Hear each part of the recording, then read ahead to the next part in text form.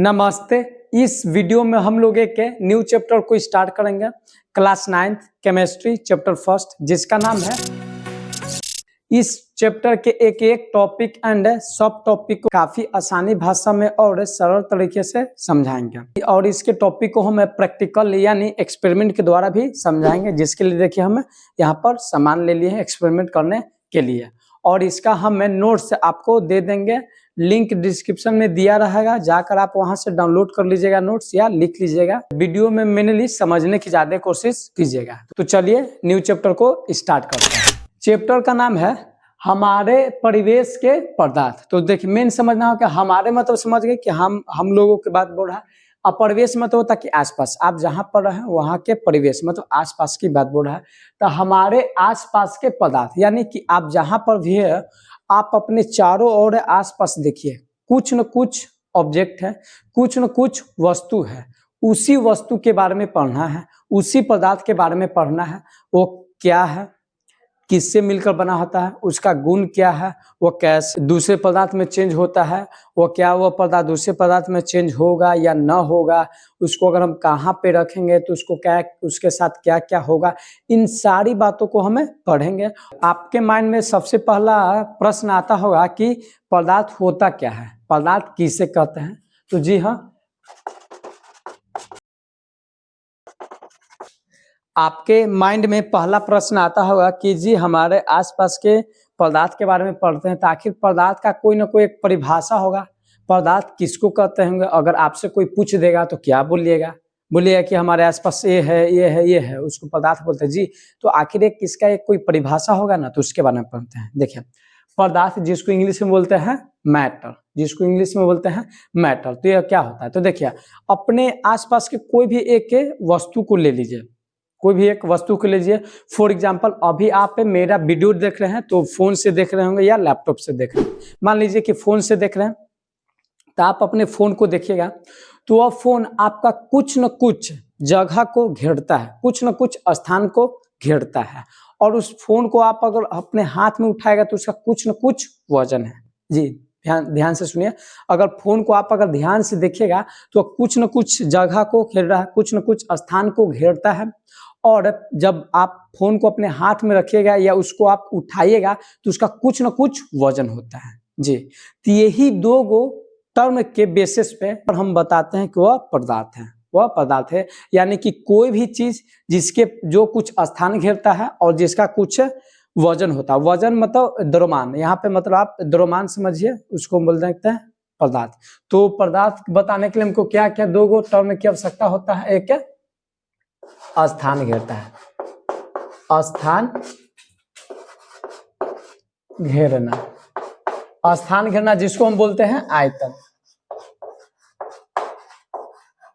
आयतन। और दूसरा हो जाता है वजन, वजन जिसको हम बोलेंगे यहां पर द्रव्यमान, द्रव्यमान, द्रव्यमान। यानी कि कोई भी चीज है जो कुछ स्थान घेरता है और जिसका कुछ वजन होता है, भार होता है, उसको हम बोल देंगे पदार्थ, उसको हम बोल देंगे क्या, पदार्थ। यानी हम बोल सकते हैं कि कोई भी, या बोलेंगे कि कोई भी चीज है जिसका कुछ आयतन होता है और जिसका कुछ द्रव्यमान होता है। याद रखिएगा यहाँ पे मतलब द्रव्यमान को समझने के लिए वजन बोला जा रहा है। एक्चुअल में मतलब द्रव्यमान को वजन बोल सकते हैं पर थोड़ा सा अलग होता है, पर आप समझने के लिए यहाँ पे समझिए कि द्रव्यमान मतलब बोल रहा है कि वजन मतलब कितना भार है, उसको हम बोल देंगे पदार्थ। तो पदार्थ समझ में आ गया कि अपने आसपास कोई भी चीज देखिएगा तो जो कुछ स्थान घेरता है, जिसका कुछ वजन होता है, उसको हम बोल देंगे पदार्थ। फॉर एग्जांपल मोबाइल हो जाएगा आपका, पुस्तक हो जाएगा, पानी यानी जल हो जाएगा, हवा। देखिए बहुत सारा बच्चों को डाउट हो सकता है कि हवा कैसे, कि हवा तो हम देख नहीं रहे हैं और पता भी नहीं चला कि वो कितना स्थान घेर रहा है, कितना स्थान नहीं घेर रहा है। इसको बताने के लिए आप अगर कोई पूछ देगा कि हवा कैसे बताओ, तो आप क्या कीजिएगा, एक बैलून लीजिएगा, बैलून का पहले वजन कर लीजिएगा, बैलून का पहले वजन कर लीजिएगा और फिर उस बैलून में अपने मुंह से हवा को भरिएगा। हवा जब भरिएगा तो बैलून आप फूल जाएगा। पहला पता चल गया कि हाँ हवा भी जगह को घेर रहा है। जिस टाइप का बैलून होगा उस टाइप का मतलब हवा का आकृति हो जाएगा। पहला इससे हो गया कि हाँ हवा आपका स्थान घेर रहा है। और सेकेंड, फिर आप बैलून का वजन कीजिएगा। आप देखिएगा कि पहले जो बैलून था जो खाली था, अब इस बार इस बार वजन ज्यादा हो गया। इस बार ज्यादा वजन क्यों हुआ? क्यों? कि हम जो मुंह से अपने हवा बैलून में दिए हैं वह जो ज्यादा वजन आ रहा है वह हवा का आ रहा है, तो इसलिए भी हवा हमारा क्या हो जाता है? पदार्थ के अंतर्गत आ जाते हैं। एक और टॉपिक आता है कि द्रव्य क्या है, द्रव्य किसे कहते हैं, कभी कभी पूछ दिया जाता है। देखिए यहाँ पर याद रखेगा, द्रव द में रह है अधव य है, ये वाला द्रव नहीं बोल रहा, एक और द्रव होता है उसको भी द्रव्य मतलब इसी टाइप से पढ़ते हैं। ये द्रव का जो होता है पदार्थ का एक प्रकार होता है। ये द्रव मतलब लिक्विड मतलब बोला, पानी को दिया बोला, ये नहीं, एक ये अलग है। द्रव्य क्या है? तो देखिए अगर पूछेगा तो बोलेंगे कि द्रव्य भी एक प्रकार का क्या है? पदार्थ है, जिसको हम अगर चाहेंगे तो और तोड़ेंगे, कोई भी भौतिक प्रक्रिया के द्वारा अगर काट छाट करेंगे या तोड़ेंगे तो हम उसको हमें नहीं तोड़ सकते, कोई अन्य प्रकार के द्रव्य में नहीं तोड़ सकते हैं। फॉर एग्जाम्पल हम बोल सकते हैं पानी जल हो जाएगा, नमक हो जाएगा, चीनी हो जाएगा, ये सब आपका क्या हो जाएगा? द्रव्य है। मतलब यानी बोल सकते हैं कि द्रव्य एक प्रकार का शुद्ध पदार्थ है, यानी कोई एक शुद्ध पदार्थ को बताने के लिए वहां पर हम बोल सकेंगे कि क्या है? एक द्रव्य है। यह द्रव्य नहीं है, क्यों? इसको हम बोलेंगे मिश्रण है, इसको हम क्या बोलेंगे?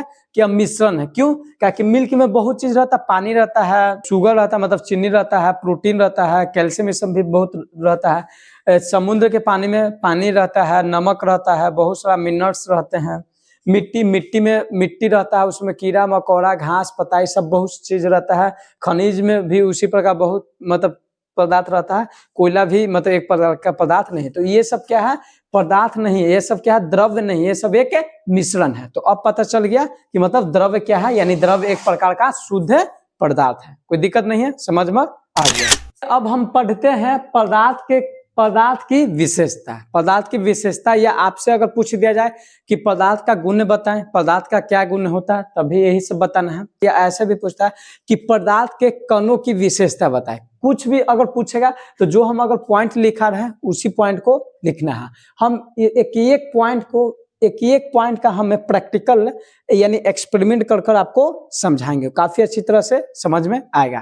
तो देखिए पदार्थ की विशेषता में पहला आपका पॉइंट बोला जा रहा है पदार्थ यानी यह कणों का बना होता है। पदार्थ यह बोला जा रहा है कि कैसे? यह कणों का बना होता है। देखिए इस पॉइंट को बताने से पहले हम आपको पॉइंट बता देते हैं कि प्राचीन काल के जो लोग थे या दार्शनिक लोग जो थे, दार्शनिक बोलते हैं कि वैसे लोग जो मतलब कहीं कहीं पर दूसरे जगह पर जाकर और वहां के बारे में अध्ययन करते हैं या सीखते हैं, उसको बोलते हैं दार्शनिक, फिलोसोफर बोलते हैं। फॉर एग्जाम्पल आप भी अगर बन सकते हैं, जैसे आप 8 क्लास में गए होंगे, स्कूल के द्वारा राजगीर गए होंगे या नालंदा विश्वविद्यालय आप घूमने गए होंगे, तो आप वहां पर जाते हैं तो देखते हैं कि हाँ यहाँ पे ऐसे ऐसे वहां पर बताया जाता है कि यह मंदिर कब बना था, यह विश्वविद्यालय कब बना था, इसमें इतना सारा ईंटा लगा था। देखिए आप वहां पर जाकर जाने की नहीं, तो आप उस समय भी क्या हो जाएंगे? दार्शनिक हो जाएंगे, मतलब फिलोसोफर हो जाएंगे। कोई दिक्कत ना है। तो उसी के बारे में बोल रहे हैं, मतलब लोग के बारे में। यानी प्राचीन काल के जो दार्शनिक है यानी फिलोसोफर थे, तो उनका मानना था कि पदार्थ कणों का नहीं बना होता है। पदार्थ कणों का नहीं बना था, किसका बना होता है? तो उनके माइंड में एक आता था कि पदार्थ है पंच तत्व से मिलकर बना होता है। पदार्थ कैसे से मिलकर बना होता है? पंच तत्व से। मतलब पुराने जमाने के लोगों का मानना था कि पदार्थ किससे मिलकर बना होता है? कि पदार्थ किससे मिलकर बना होता है? पदार्थ बना होता है पंच तत्व। पंच तत्व क्या होता है? पंच मतलब होता है यहाँ पे 5 यानी तत्व, मतलब पंच तत्व में आपका आ जाता है वायु मतलब हवा, जल यानी पानी, पृथ्वी, आकाश और आग, इसी को हम बोलते हैं पंच तत्व। पुराने जमाने के जो फिलोसोफर थे यानी लोग थे, उनका मानना था कि जो आपका पदार्थ है, आसपास जो भी चीज देखे हैं वह निर्जीव हो या सजीव हो, वह पंच तत्व से मिलकर बने होते, यानी कि वही 5 तत्व से ही, मतलब वायु से, जल से, पृथ्वी से, आकाश से या आग से मिलकर बने होते हैं। उनके माइंड में यह प्रश्न आया क्यों? तो देखिए आया क्यों, देखिए सिंपली, जैसे अगर वो कहीं पर घूमने जाते होंगे, कहीं पर अगर घूमने जाते, अध्ययन करने जाते होंगे, मतलब ज्ञान इकट्ठा करने जाते होंगे, तो देखिए जनरली 5 चीज को ही देखे होंगे। जितना भी अगर पूरा ब्रह्मांड है तो अगर कहीं पर घूम लीजिए, जनरली इसी 5 चीज आपको नजर आएगा। पहला क्या है? वायु। अगर हर एक जगह वो जाएंगे तो हवा नजर आएगा। कहीं पे अगर पहाड़ पे जा रहे हैं तो उनको पता चलेगा कि हवा काफी तेज चल रहा है, वो सांस ले पा रहे हैं, हवा नजर आएगा। जल, बहुत जगह अगर बहुत ऐसा जगह जहाँ खाली समुद्र है, कहीं ना कहीं पानी मिल ही जाता है, पानी। पृथ्वी, वो पूरा पृथ्वी है, ये है जहाँ पर वो घूमने जा रहे हैं। आगे आकाश ऊपर देख रहे थे, चारों तरफ या अगल बगल में आकाश नजर आ रहा है और आग। अब कहूँ कहूँ जाते हैं तो देखते हैं कि खाली आग लगल है, जलने वाला कोई वस्तु है। तो ये सोचे कि यानी कि हम चारों तरफ पूरा पृथ्वी यानी बहुत जगह हम घूम के देखें तो जनरली यही 5 प्रकार के तत्व को देखें। इसलिए वो बोल दिए क्या चीज कि आपका जो पदार्थ है क्या चीज पंच तत्व से मिलकर बना होता है। पुराने जमाने को लोगों का मानना था, पर जैसे ही धीरे धीरे साइंस बढ़ा, जैसे ही धीरे धीरे टेक्नोलॉजी बढ़ा, तो उसके बाद फिर जब रिसर्च होते गया तो पता चला कि नहीं जी, पदार्थ पंच तत्व से मिलकर नहीं बना होता है, पदार्थ आपका कच्चे कणों से मिलकर बना होता है। हाँ, हम बोल सकते हैं कि जो ये पंच तत्व है, ये पंच तत्व खुद जी, ये पंच तत्व खुद पदार्थ है, जिसमें मतलब क्या आपका जो आग है और जो आग और आपके क्या चीज में बता देते हैं, जिसमें आग और आकाश थोड़ा सा मतलब नहीं पदार्थ के अंतर्गत नहीं आ सकता, पर जो चीज जलने वाला है वह पदार्थ के अंतर्गत आ जाएगा। और आकाश मतलब यहाँ पे समझिए कि आकाश में जो हवा है, बादल है, वो आ जाएगा, ये सब नहीं आएगा। मतलब ये सब पदार्थ के कैटेगरी में आ जाएगा, जैसे वायु आ जाएगा, जल आ जाएगा, पृथ्वी आ जाएगा, ये सब पदार्थ की कैटेगरी में आ जाएगा। तो आप सिंपली याद रखिएगा कि पदार्थ पंच तत्व का नहीं बना होता है, पदार्थ है कणों का बना होता है। क्या हुआ बोले कि पदार्थ कणों का बना होता है। इसको कैसे प्रूव करें? अभी मेरे पास है प्लास्टिक का बीकर है। अब ग्लास या बीकर में आप पानी ले लीजिए सिंपली, और उसमें आप चीनी डाल दीजिए। अभी हम मेरे पास चीनी नहीं है, रात को हम वीडियो शूट कर रहे हैं और जहाँ पे हम वीडियो शूट करते हैं हम एक गोदाम पे रहते हैं, मतलब घर से काफी दूर है, अगल बगल में उतना घर भी नहीं है, तो हम रात के किसी से मांग कर आ सकते हैं। तो मेरे पास चीनी नहीं था तो नमक था, इससे भी हम बता सकते हैं। तो देखिए क्या करना सिंपली, अब देखिए नमक 1 चम्मच हम नमक लेते हैं, देखिए भरकर 1 चम्मच नमक ले लिए। नमक अभी आपको नजर आ रहा होगा। अब इसमें हम पानी में डाल देते हैं। देखिए पानी में कुछ देर मतलब शुरुआती में थोड़ा सा आपको नजर आएगा कि यहाँ पे नमक बैठा हुआ है। चीनी से बहुत अच्छी तरह से यह समझ में आ जाता है, काफी आसानी से समझ में आ जाता है। देखिए कुछ देर के बाद आप देखिएगा कि इस पानी में नमक घुल गया, गायब हो गया। शुरुआती में तो हमको पता चल रहा था, तो आखिर गायब क्यों हुआ? तो हम बोल सकते हैं क्यों गायब हुआ, तो हम बोलेंगे कि जो आपका नमक है, वो नमक का जो दाना है वो छोटा छोटा कण से मिलकर बना होगा।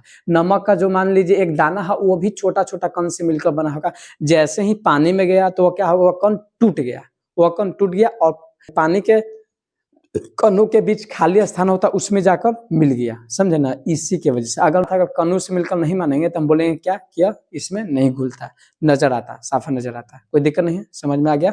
तो इस पॉइंट को याद रखिएगा कि पदार्थ क्या होता है, कणों के मिलकर बना होता है। कोई दिक्कत नहीं है। नेक्स्ट बोला है कि इसके कण यानी पदार्थ जो कणों का मिलकर बना होता है, बोला है कि पदार्थ के कण यानी इसके कण अत्यंत सूक्ष्म यानी बहुत छोटे छोटे होते हैं।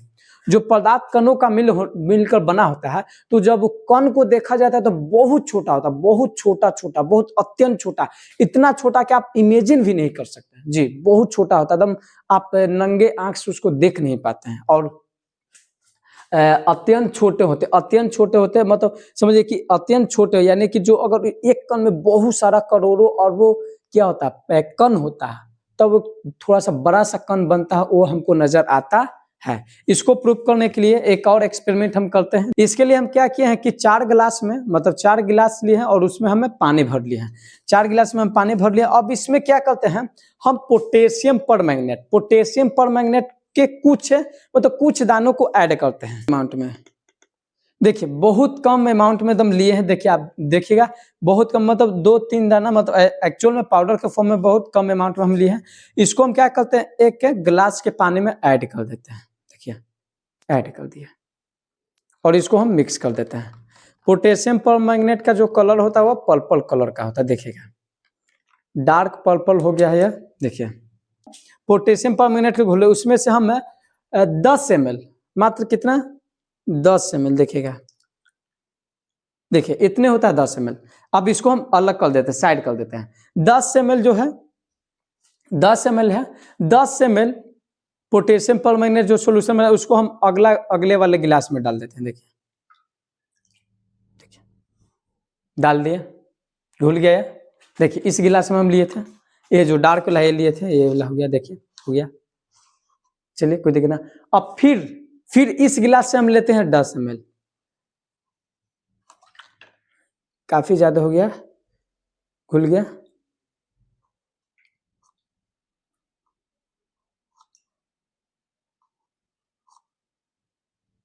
देखिए अब दूसरे वाला गिलास से फिर हम 10 ml लेते हैं और फिर तीसरे गिलास में हम ऐड करते हैं जिसमें सिर्फ पानी है। देखिए घुल गया, घुल गया, देखिए घुल गया, ये हो गया। अब तीसरे वाला गिलास से फिर हमें 10 ml पानी लेते हैं। अब चौथे वाले गिलास में हम डालते हैं। देखिए कुछ देर वेट करते हैं। देखिएगा आप अगर ध्यान से अगर यहाँ पे देखिएगा तो देखिए फर्स्ट वाला ग्लास का जो पोटेशियम पर है वो काफी मतलब डार्क पर्पल है और इसमें भी जो पर्पल कलर का है और इसमें भी है और इसमें भी है मतलब कम अमाउंट में है मतलब इसमें न के बराबर है फिर भी मतलब कुछ न कुछ है मतलब है। तो आप यहाँ पे सोचने वाला बात है कि आखिर हम बहुत बहुत कम अमाउंट बहुत कम मात्रा में हम पोटेशियम परमैंगनेट लिए इसमें हम डालें। इसको अगर इससे अगर थोड़ा सा पानी लिए इसमें डाले तो ये भी पूरा कलर हो गया, इसका पानी इसमें लिए भी कलर हो गया और इसमें डाले तो ये भी मतलब बहुत कम मात्रा में हुआ पर ये भी कलर हो गया। तो यानी कि हम बोल सकते हैं कि जो पोटेशियम परमैंगनेट है वो क्या होगा, उसका कण है जो उस कण भी उसका एकदम बहुत छोटा छोटा होगा, वो भी कण बहुत छोटे छोटे होंगे। तब ना एक कण मतलब लाखों मिलियंस ऑफ मतलब लाखों करोड़ों कण होंगे छोटा छोटा, तभी ना एक छोटा सा कण क्या हो गया इतने सारा पानी को दो तीन कण इतने सारा पानी को क्या कर दिया आपका कलर बना दिया। तो इस एक्सपेरिमेंट से प्रूफ होता है कि इसके कण अत्यंत सूक्ष्म होते हैं। आपको एक पॉइंट जानकर काफी हैरानी होगा कि ऐसा भी हो सकता है जी। इस पॉइंट से रिलेटेड ही पॉइंट है, इस पॉइंट से है। बोला जाता है कि जो अभी हम पोटेशियम परमैंगनेट से हम जो अभी एक्सपेरिमेंट किए हैं, पोटेशियम परमैंगनेट के कुछ दाना मतलब थोड़ा सा अगर दाना मान सकते हैं कि पोटेशियम परमैंगनेट के कुछ दाना। अच्छा आप अभी जो एक्सपेरिमेंट देखिए इसके बेसिस पे बताइए कि आखिर पोटेशियम परमैंगनेट के अगर हम कुछ दाना लेते हैं तो कितना लीटर पानी को कलर कर सकते हैं। अगर वीडियो देख रहे हैं तो कमेंट में आप बता सकते हैं।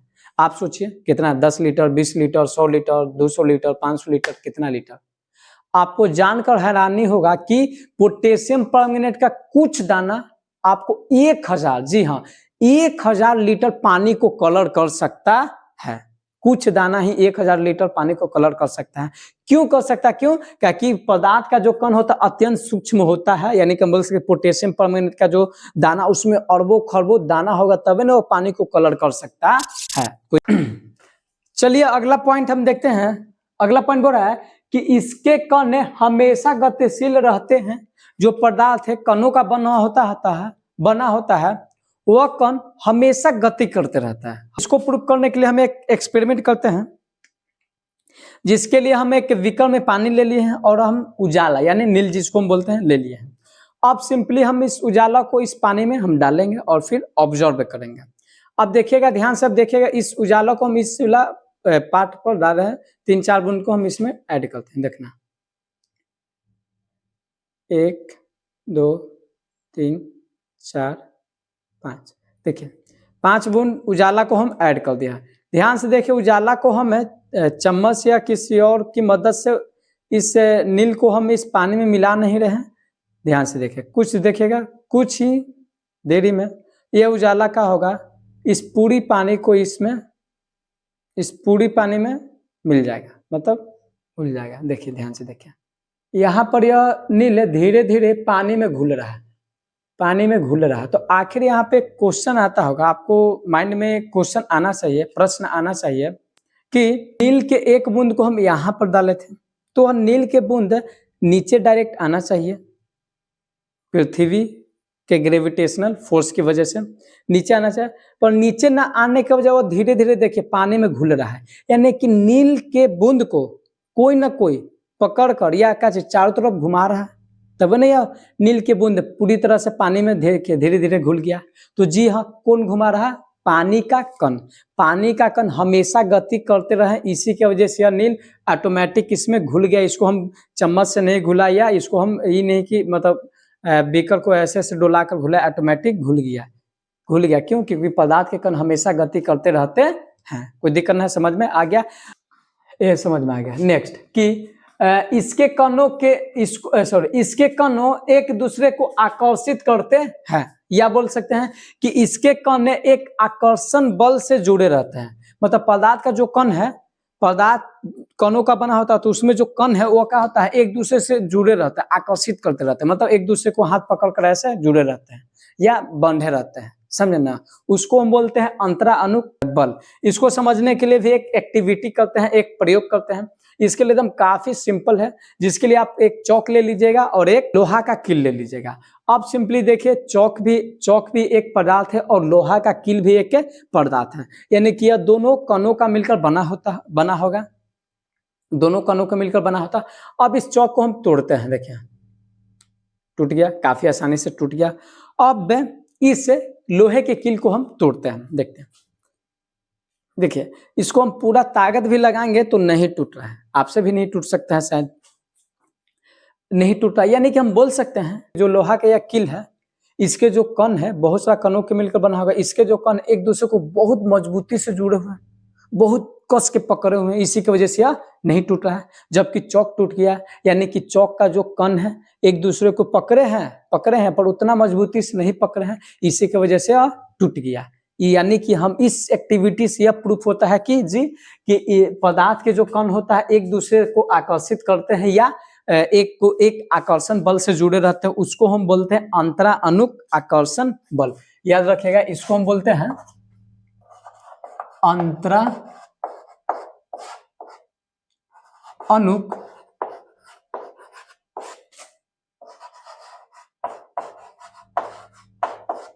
आकर्षण बल। भी क्लियर आपका हो गया। नेक्स्ट पॉइंट है कि इसके कणों के बीच खाली स्थान होता है, पदार्थ के कणों के बीच खाली स्थान होता है। इसको भी प्रूव करने के लिए काफी सिंपल एक्टिविटी करते हैं। इस बीकर में हम एक निश्चित मात्रा में पानी को ले लेते हैं, फिक्स अमाउंट में हम पानी को ले लेते हैं। देखिएगा, आप अगर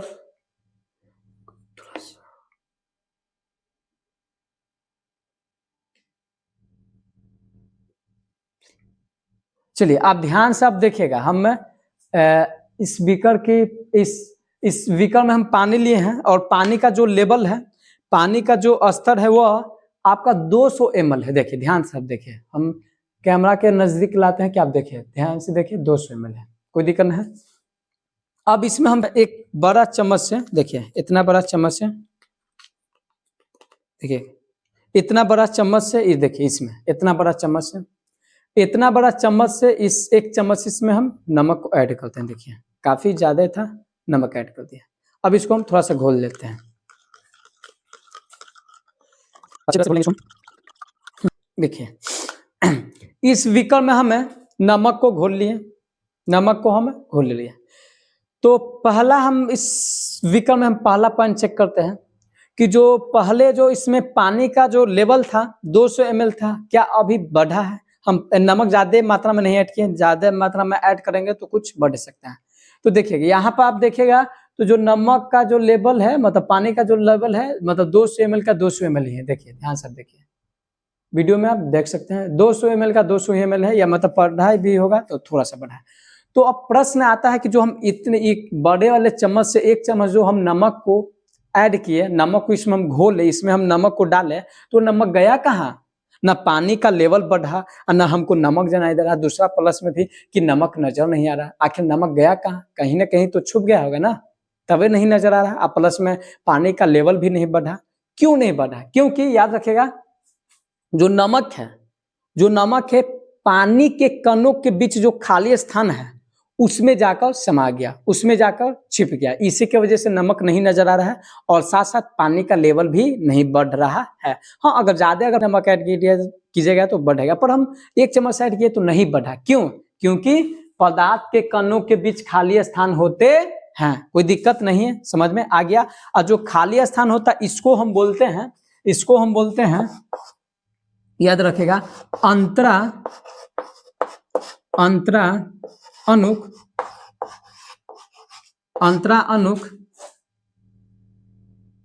स्थान। अंतराअणुक स्थान, इंग्लिश में बोलते हैं intermolecular space, intermolecular space, Hindi में बोलेंगे अंतराअणुक स्थान। कोई दिक्कत नहीं, समझ में आपको आ गया। यही होते हैं आपके पदार्थ और पदार्थ के कुछ विशेषताएं, गुण होते हैं। अगले वाले लेक्चर में हम पदार्थ के वर्गीकरण पढ़ेंगे, इसका टाइप्स पढ़ेंगे। आज के लिए इतने ही, मिलते हैं अगले क्लास में। तब तक के लिए जय हिंद, जय भारत। मन लगा के पढ़िए और आगे बढ़िए।